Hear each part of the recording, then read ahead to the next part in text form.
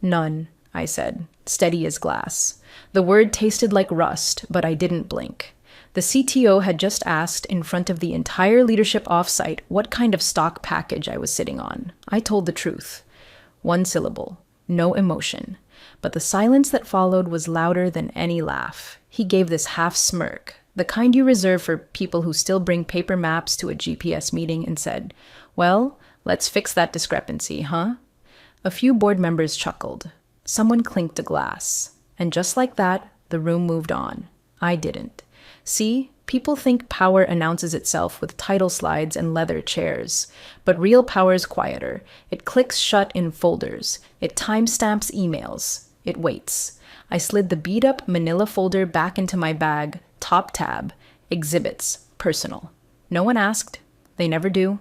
Before we go on, real quick, if this story already has you side-eyeing your own HR files, do me a favor. Tap subscribe and hit like. It's free, but it tells the algorithm this is worth something. And honestly, that tiny click helps more than you think. Thank you. Anyway, back to the room. I knew I was already marked. The new CTO didn't even bother hiding it. Fresh from a Series D darling, all slick hair and flippant brilliance, he'd walked in 2 months ago and asked if our core architecture was grandma-proof. I'm the one who built it. He said it with a grin, like a punchline only he found funny. I logged it, along with everything else. So when he circled back to the board Q&A saying something about equity holders driving innovation, I saw the setup before the question left his mouth. I answered plainly, none. Not yet. Not hoping to, just the truth. And in that moment, I watched him write me off in real time. I wasn't a stakeholder. I was a placeholder. The truth is, I'd asked for equity. Twice. Once after our second patent approval, once after the product hit 100K users. Both times, the CFO smiled like I was asking for sprinkles on a filet mignon. Said we could revisit at the right milestone. Then they promoted 2 guys whose biggest contribution was breaking the CI pipeline for a week straight. But it was fine. I wasn't here to decorate the org chart. I was here to build. And what I built, I kept receipts on. What they didn't know, what no one in that damned lakeside conference room knew, was that none didn't mean nothing. My options weren't shares. They were patents. 12 of them. Quietly filed. Methodically structured. Tied not to the company, but to me. My name, my clauses, my fallback if I ever became, in their words, redundant.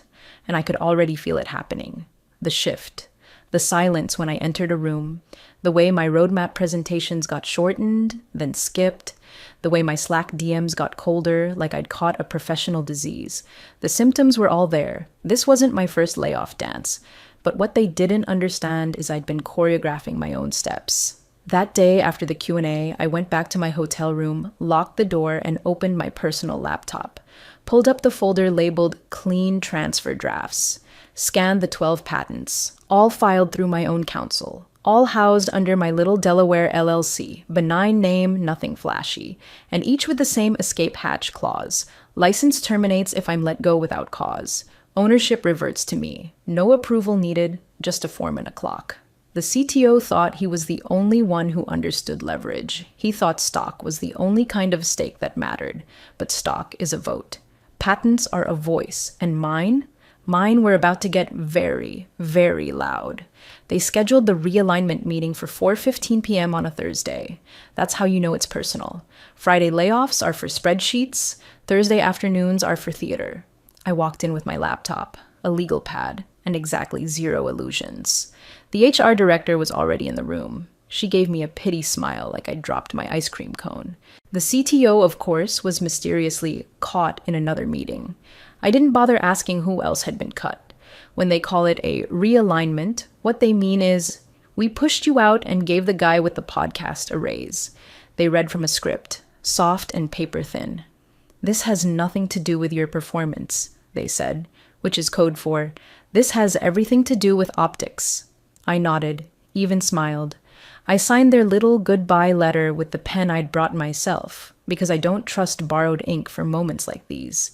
Then I opened my bag, took out a single envelope, certified mail already prepped, and slid it across the table to the in-house counsel like I was tipping a waiter.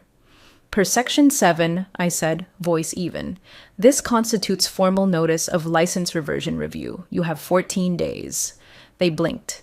It took a full beat for them to realize I wasn't talking about the severance agreement.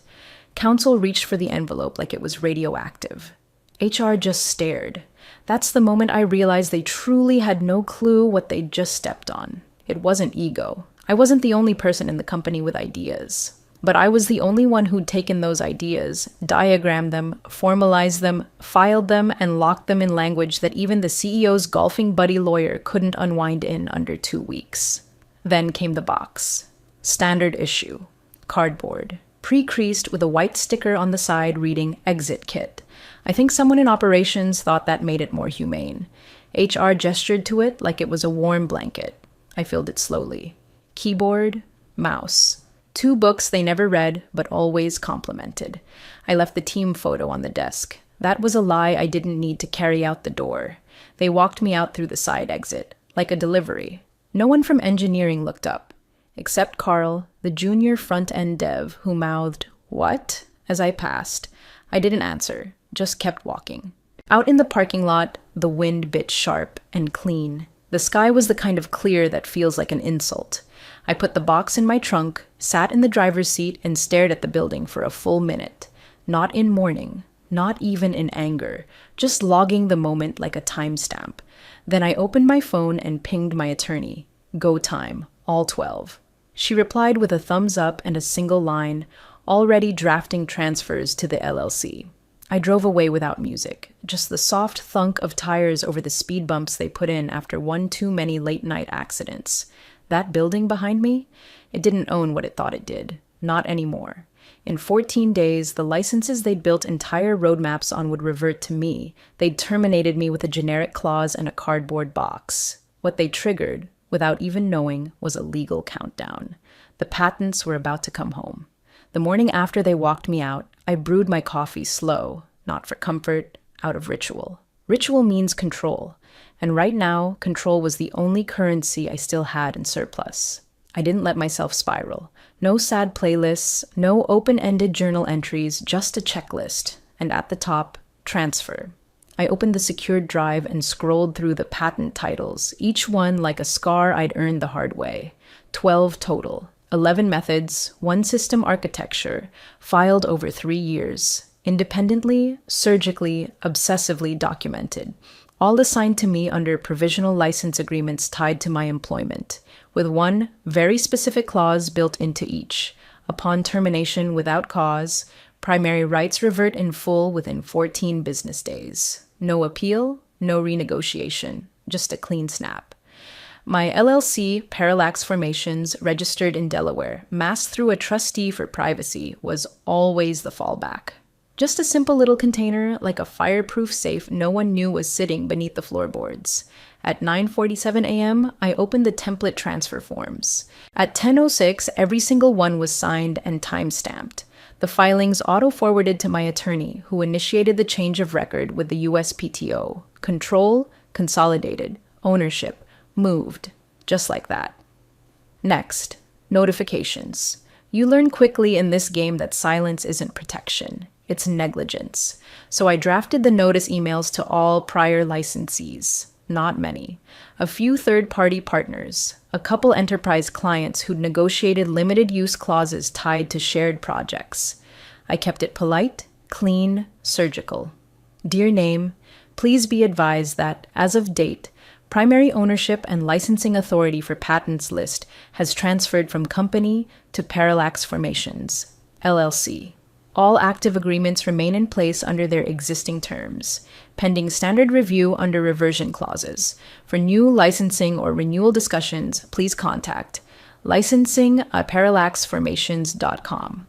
Respectfully, my full name. That email signature hit different now. Then I changed the autoresponder on my personal site. Before, it was just a standard, "Thanks for reaching out." Now, for all patent licensing, partnership, or technical inquiries, please contact licensing@parallaxformations.com. This email is no longer affiliated with company.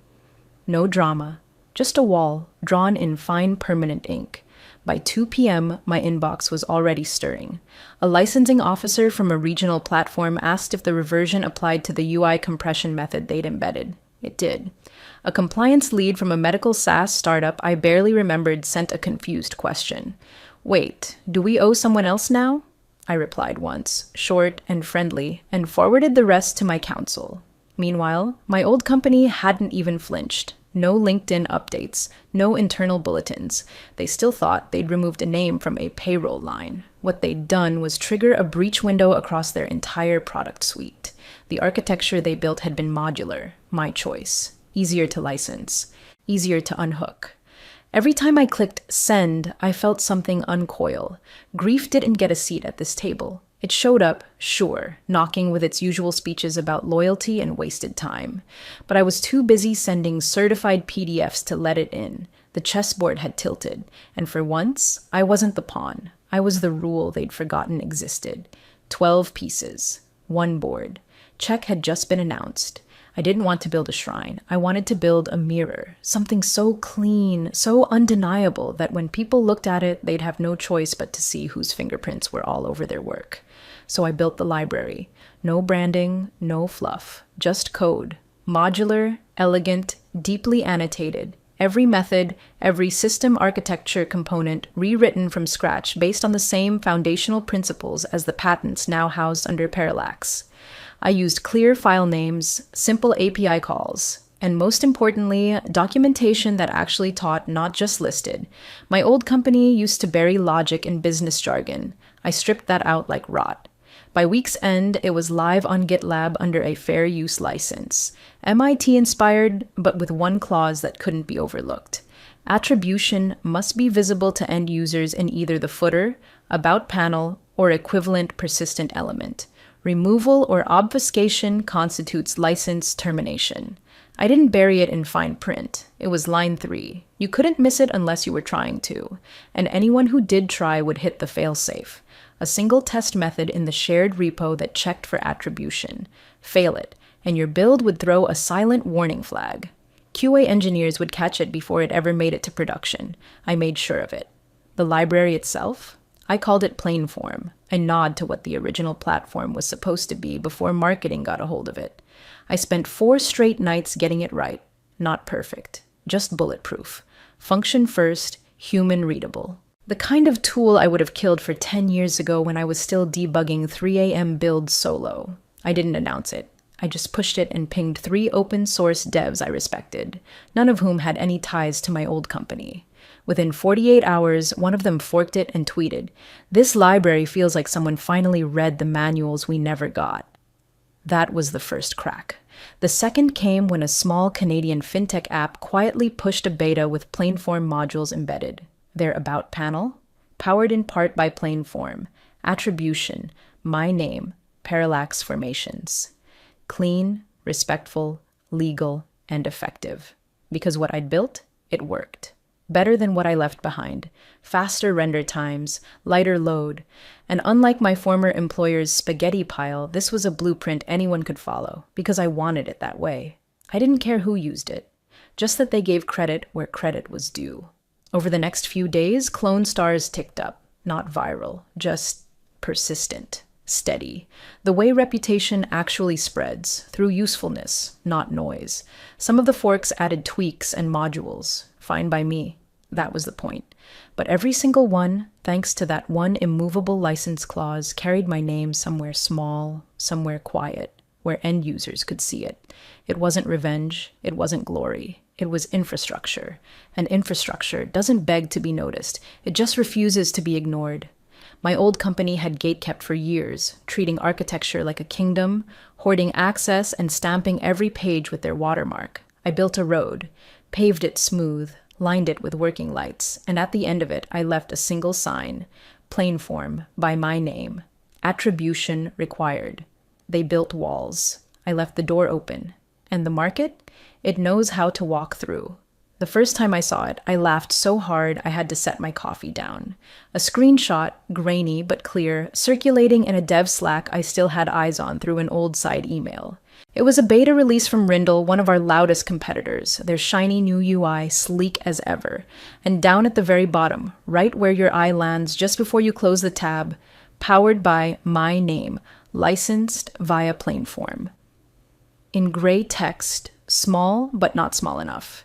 They hadn't customized it, not even a little, which told me two things. One, they were moving fast, and two, they didn't have time to build their own system. That meant urgency. That meant adoption. That meant momentum was already slipping from the hands of the people who'd fired me and straight into mine. By the end of the week, the repo had 470 stars, forked 112 times. 10 separate threads opened with titles like Integration Tips and Best Practices for Attribution Placement. The second one cracked me up. It used the exact language I'd proposed in our product design review 6 months prior, the one the CTO dismissed with a casual, "That's too academic." Now, devs were copy-pasting it into production with the reverence of gospel. The irony was so thick you could spread it on toast. I lurked the issue threads, watched names I recognized, some who'd never responded to my DMs, debating performance deltas and config options like I hadn't spent the last year begging for a build freeze to fix that very thing. They were quoting me, verbatim, without knowing it. My old diagrams, stripped of logos, were getting ported into Notion docs and Figma boards at startups I'd never spoken to. It was like watching ghosts reenact your past life, only this time you weren't being talked over. One thread in particular stuck with me. A DevOps engineer from a Brazilian analytics firm wrote, "Finally, someone documented this the way real engineers think." He didn't know who I was. Didn't care, but that comment hit harder than any peer review I ever got from my old team. Meanwhile, back at my former employer, the silence was deafening. No counter release, no smug Medium post, not even a bug fix announcement, which told me exactly what I needed to know. They saw it, and they didn't have an answer. Because here's the truth. Most companies aren't agile. They're scared of moving too fast, too loud, too far from the plan. I was no longer their plan. And now the plan was slipping away. I got a ping from a recruiter at a firm that used to poach from us like vultures. The message was polite, friendly, too friendly. "We're exploring some integrations and noticed your name on quite a few builds. Would love to connect." Translation: "You have leverage now. Can we buy it off you?" I declined, because this wasn't about cash, not anymore. It was about visibility. That attribution line, silent, humble, low res, was doing the work of 1,000 resumes, not just in one app, not even in one market, but everywhere. Health tech, edu platforms. Hell, even a climate data NGO had dropped Plainform into their mobile site and included my name in the onboarding splash screen. The CTO once told me, "Real architecture is invisible." I used to believe him, until I realized that invisibility was just what people like him relied on to steal credit. Well, not anymore. My work was visible now, in footers, in menus, in metadata, and for once, no one could talk over it. No one could push it into a Jira backlog and forget it existed. They built a system to forget me. I built one that remembered itself. They thought they could sneak it in. 2 weeks after Plainform started showing up in competitor betas, I caught wind that my old company, let's call them Virex, had quietly folded sections of it into their new modular rewrite. No press, no changelog mentions. Just buried commits with obfuscated variable names and my attribution line stripped clean. They didn't even fork it. They copied it. Whole files, line for line, and then they did what they always do. Rewrote just enough to pretend it was original, but code has fingerprints, logic has rhythm, and QA has rules. I wouldn't have even noticed if not for an anonymous pull request on the Plainform repo, someone asking if the core modules were meant to throw a fail flag when attribution was missing. The language was careful, too careful. I traced the user to an IP block linked to Virex's offshore QA partner. Sloppy. Turns out, my license checker did exactly what I built it to do. When they tried to integrate the stripped version into their build pipeline, the validator tripped. Internal QA flagged it. Because even outside companies know what their own risk profile looks like. And this wasn't just risk, it was theft. Wearing a trench coat made of arrogance. The internal scramble must have been magnificent. A day later, a former engineering manager, one of the decent ones, texted me, just a screenshot, an internal Slack message from their QA lead, blocking launch, license non-compliance, attribution clause hit. No emoji, no reaction, just a hard stop. The next blow came quieter, but deeper. Their largest enterprise client paused renewal. Not canceled, not yet. Just seeking clarification on IP integrity. A polite way of saying, prove this is yours or we walk. And then came the kill shot. Their liability insurer sent a formal request. Please confirm current patent ownership and active licensing rights for components listed in Appendix B. Documentation must be delivered within 48 hours to maintain coverage. Appendix B was nearly all mine. No response meant policy lapse. And without coverage, Virex couldn't ship. Their CTO could swagger all he wanted on earnings calls, but without insurance, a single IP claim could crater them. And suddenly, I wasn't just a former employee. I was the only person who could put out the fire they lit. But I didn't gloat. I didn't send a taunting email or schedule a smug Zoom. I just waited, kept every email, every timestamp, every commit hash. My folders were clean, my records airtight. This wasn't revenge, it was bookkeeping. The last thing they expected from me was quiet control. That's why it worked. While they panicked in boardrooms and passed around redacted PDFs, I did nothing.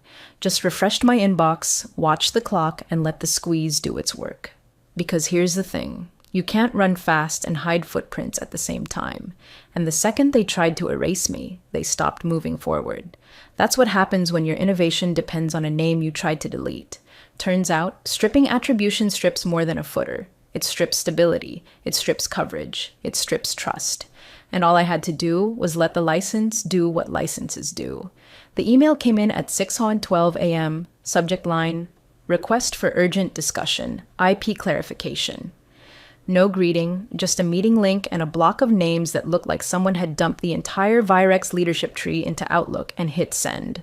The kind of list you only use when legal's pacing and someone in finance is whispering the word exposure. I poured my coffee, took my time. At 6:27, I clicked the link. 7 faces stared back at me, puffy-eyed, over-caffeinated, and trying way too hard not to look desperate. The CTO was there, of course, jaw set like he was chewing gravel. Legal, compliance, insurance liaison, and 2 board members I hadn't seen since the last roadmap review they ignored. Thank you for joining. Legal started, too polite. We're hoping to resolve a few licensing questions directly. I let the silence stretch until it got awkward. Then, sure, I said. Let's talk terms. They danced around it at first, obfuscating language. Harmonization of assets. Long-term alignment. I've seen toddlers negotiate with more grace. Eventually, one of the board members, Conrad, I think, cut the crap. Look, he said, we'd like to discuss an exclusive relicensing agreement, something that protects both parties and restores predictability, with attribution optional. I didn't laugh, didn't blink. Just opened the folder on my desktop and double-clicked the PDF labeled gatekeeper.termsheet.final.pdf. It was 1 page. No fluff, just lines. Cross-license agreement offer. Non-exclusive access to patents. Listed for internal and commercial use. Attribution mandatory, visible footer or about screen. Unmodifiable backdated royalty structure, starting from termination date. Audit rights retained by licensor agreement, non-transferable without prior approval. Term. Perpetual, unless terminated by violation. I screen shared it. Let them read it. Let them choke on the simplicity. The CTO leaned forward. We're offering exclusivity. I shook my head. You don't have that kind of leverage anymore. The market's already moved. Rindle's shipping with my footer. So is Yarrow. So is LeapSpan. The industry chose attribution over erasure. I'm just formalizing it. He bristled. We can negotiate that clause. No, I said. You had your chance to negotiate before you stripped the attribution and triggered a coverage review. This isn't a takedown. It's a toll booth. The insurance rep unmuted, voice strained. We'd recommend signing her offer as is. And there it was, the moment. I wasn't the problem anymore. I was the solution they couldn't launch without. The CFO, silent until now, finally spoke. Are you open to revisiting rates down the line? I shrugged. Sure, if your volume justifies it. But right now, you're 2 weeks into backdated royalties and 7 days from a full policy lapse. This is the bridge. Walk it or don't. They all stared at the screen. That one-pager glowed like scripture. I muted myself. Let them stew. This wasn't vengeance. I didn't need to crush them. I just needed them to say it out loud. We need you. We see you. You built this. And now, if they wanted to keep building, they'd have to pay the toll. Footnote included. Revenue froze before the frostbite registered. 3 of Virex's biggest accounts, all of them legacy, flagged their Q4 renewals for review. No escalation, no tantrums. Just polite corporate dread disguised as delay. And that's what made it dangerous. Nobody panics when a client yells. But when they go quiet, that's blood in the water. Meanwhile, LeapSpan launched their public beta, front page of Product Hunt. Smooth, snappy, with performance benchmarks Virex used to brag about before they gutted the team that made them possible. And there it was, clear as daylight in their About panel, powered in part by Plainform. Attribution, my name, Parallax Formations, LLC. Small, gray, unmissable. The same week, Rindle pushed a major update and added a new section to their investor deck. Infrastructure stability through open licensing. Slide 6, screenshots with my name at the bottom of 2 modules. Virex's board didn't need a pie chart to connect the dots. Competitors were shipping. Clients were stalling. Legal was sweating. And that PDF I sent? Still unsigned, still sitting in someone's to-review folder while their internal compliance logs quietly filled with red flags. Internally, they called it the gap. The window between when their last deploy was rolled back and when the next one could pass QA. But nobody wanted to admit what it really was. A vacuum. Of leadership. Of architecture. Of options. I heard from someone on the inside, anonymously, through a back channel, that engineering was throttled. Features were finished but couldn't be released, not without risking exposure, not without license coverage, not without me. And now investors were asking questions, the kind with teeth. Why does your competitor's footer have her name? Is your IP defensible? Why did you remove the attribution clause? On a Friday afternoon call, the CTO tried to save face. We're negotiating. We won't be strong-armed into permanent credit lines just because... That's when counsel cut in. Quiet voice, no camera, just audio, like a ghost in the room. We have to sign her paper. 3 seconds of dead silence. And just like that, the room shifted. Not outwardly, but internally, you could feel it, like pressure dropping before a storm. Everyone saw what it meant. The debate was over, not because they agreed, but because the math had turned. Attrition over attribution was no longer a strategy. It was a loss. I didn't celebrate. I didn't crack a grin or pour a drink or send a smirking emoji to anyone. I just opened the PDF again, made sure the date still aligned, and left it untouched. No edits, no sweeteners, no ego. Because what mattered wasn't the signature. It was the shift. The tremor that had lived in my hands for months, the one that started the day they boxed up my desk, had stopped. Not because they apologized, but because they couldn't move without me. They thought they'd written me out. Turns out I was the code that wouldn't compile without attribution. And now they knew it too. The official investor update was scheduled for 10 watts AM, but I knew they'd start late. These things always do. Too many suits trying to squeeze optimism into a quarterly slide deck padded with half-finished roadmaps and delays framed as pivots. I didn't dial in. Didn't need to. Word would find its way to me eventually. And it did. At 10:47 on the dot, via a forwarded transcript from someone who still believed in right and wrong. The line came halfway through the call, quiet but unmistakable. No dramatic pause, no forced apology. She owns the claims, counsel said.